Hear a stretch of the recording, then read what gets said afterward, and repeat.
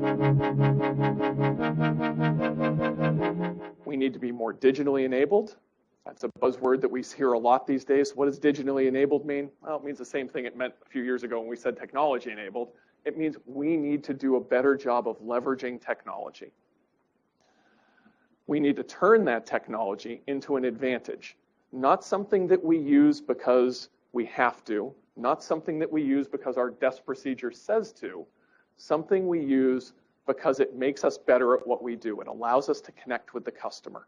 When you want to become truly data-driven, the most important problem, or one of the major problems, is access to data.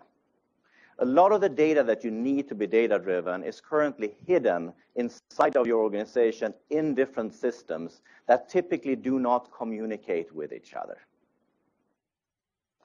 And really, 87% of decision makers want to find a way to discover that data and really make it valuable for analytics purposes. We call that data silos. A number of companies are starting to move at least some of the data over to the cloud. But that move in itself is not necessarily enough for you to be able to get access to it for analytics purposes, because it might be stored in different clouds, in different regions, and then you still can't get access to it. We call that Data Cloud 2.0. And that is where the Data Cloud comes in that we provide.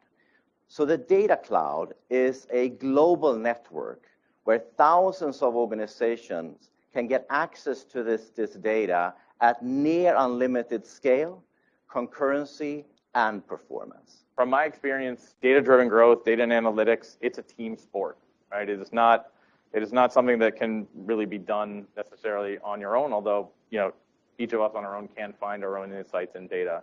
And then also it's messy. A lot of times when I'm talking to folks about data-driven growth as a function in data and analytics, I use the Spartan races thing. I don't know if you guys are familiar with Spartan races, but you're going up and over a wall, right? And you're trying to get to the finish line, and it's a team sport, right? You get up there, and people are covered in mud, right? They're crawling through, and for certain people, it might be, hey, I've been over this wall like 10 times, so I'm just going to jump up over the wall. I'm not dirty at all. I get up here, but the problem is, if I run to the finish line and say we won, we achieved our objective and outcome, we didn't win, right? There's other people who are still trying to get over that wall, and we might have missed things along the way that we could have done better.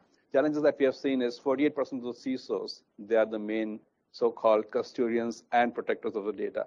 They are saying they're not able to focus on data protection controls and means because the way the data is expanding, the way the market is growing, the way the company is moving, they're more focused into getting to the next level for the digital transformation of the company, whereas data protection kind of takes the second seat there.